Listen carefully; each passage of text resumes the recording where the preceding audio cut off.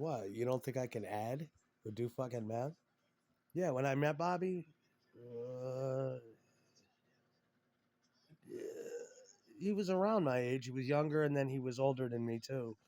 All the times I fucked with him, but with Bobby, it was a different thing. I think I did that episode years ago about how a little bit of makeup and hair dye and shit goes far. But Bobby was indeed blessed with youthful looks. He was very. I don't want to say Peter Panish because that makes him sound like Michael Jackson or something. But he definitely had some kind of extreme youthful vigor. And never for one second did I think he was old because he wasn't. He was only middle aged. But he happened to be at the top of his game when I started fucking with him. He looked the coolest. He had cut his hair. He had like his hair looked like mine. It was just his butchy cut, with hair sprayed out. What I liked was his black makeup under his eyes. I think he had black fingernails. Uh, just leather, basic jeans, bullet belt. The fucking steel leg brace was fucking awesome. I always wanted one. I mean, isn't that fucked up? That's how he got his name, Bobby Steele. He walked with a cane, but he could walk without it too. And when you get on stage with him, he could maneuver perfectly to like if I was headed towards the amp, he would swing out of the way. He could perfectly maneuver, and it was just cool. It was like that's how he got his name for his steel leg brace, and he just had to. I loved his style. He was just like me, cheap guitar, expensive amp. Um, let's just play. Let's yeah. But other rock guys were just older looking, you know.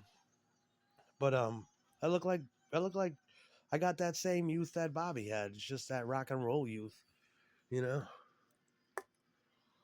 That's what it was. He was at the top of his shit. I mean, I loved it. And I liked how the 70s and the 80s carried over into his 90s and millennium style.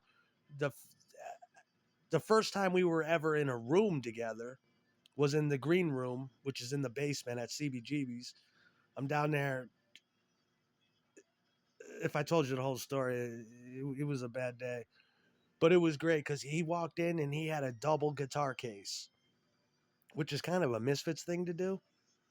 And I all my life I've never seen a double guitar case, but I keep reading about him and hearing about him with the Misfits. Like Jerry carried a double bass case, I heard, with a black and white Rickenbacker in there. That's what Bobby had. He walked in and he put his shit on the table, and we just started talking about guitars. And he's like, "Yeah, no, he's like, I brought two guitars in one case. It's easier." I'm like, "That thing's got two guitars in it?" He's like, "Yeah, look." And he popped the top open, and there was I forget the name of it, but he said it's a cheap Stratocaster, man. Thing sounds fucking amazing. And I'm like, yeah, I thought so, because he had an Olympic white, not refrigerator white, but Olympic white, you know, almost creamish. And he popped the top, then he flipped it over, and he opened the other side, and he took out a black Stratocaster, and that to me just was mind melting. I'm like, I've never seen one of these cases, or I've never even seen. I've seen a billion people carry guitars, but never a motherfucker walk into a room with a double case like that. And he's like, "Yeah, dude. I mean, so big. You got two guitars here that cost me like $250 for two of them. Case is 200. Why not?" And I'm just like, "Yeah, yeah. That's what I always thought. Yeah." He's like, "I want to show you my amp." I'm like, "Yeah, let's. Yeah, I'd love to see your amp." On the days I was fucking with him, he had this Russian Sovtek thing, and I'm like, I've never heard of a Sovtek. What? And it was half the size of like a Marshall would be or something, but and it ran at a special voltage and it was converted, but it was tube, and it was just the nastiest sounding scooped mids, just bad ass. Yeah, yeah, biker boots, cock rings coming off the belt or the jacket, bullet belt, you know, black jeans, no shirt on underneath because he was terribly skinny. He could do that, and just jet black dyed hair, eye makeup. which is weird because back in the 80s, he looked a lot like Alice Cooper.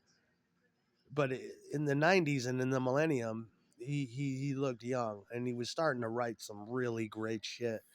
I'm tired of this guy telling me how cheesy some of the albums are. It's like they're just demos, dude. It's like, listen to the quality of songs. Better yet, just listen to the guitar tone. Bobby's been doing that stereo twin guitar sound since 1970 fucking 9. Since Night of the Living Dead came out. I used to call it laser guitar. Guitar that broken bar chords, Mel Bay style, cowboy style bar chords, but with the root left off, the one and the one.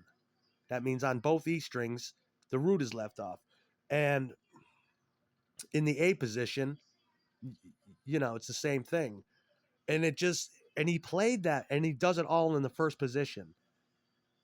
There is no, if he wanted to slide from G to B, he would do it all on the E string. Not that he didn't know how to do it and go over into A position. It just gives that Hawaiian electric laser slide. And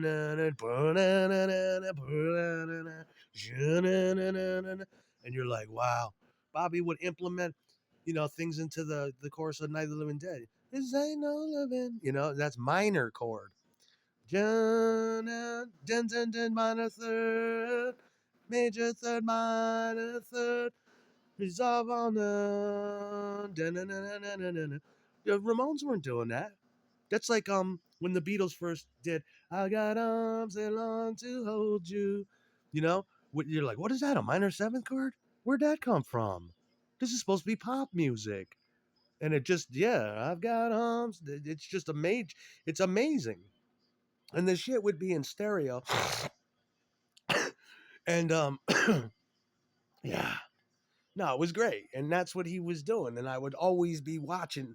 That was the only guitar player in my life, I think, that I went straight up to the front of the stage and just hawked every goddamn, every fret, every string, everything he did, because it was just like nobody sounds like that. I like guys like Steve Vai too, but I mean, there's a lot to be said for Steve Jones and especially Bobby Steele too. It's just that fucking flavor, endless flavor. And some of the shit I've been listening to from his is just basically it's an at-home 8-track built-in drum machine shit. Just happens to be my favorite record, and it sounds great. I'm thinking it must have took him forever to program that shit, but it sounds good, and those are good songs. They're very good songs from a skilled songwriter. Yeah.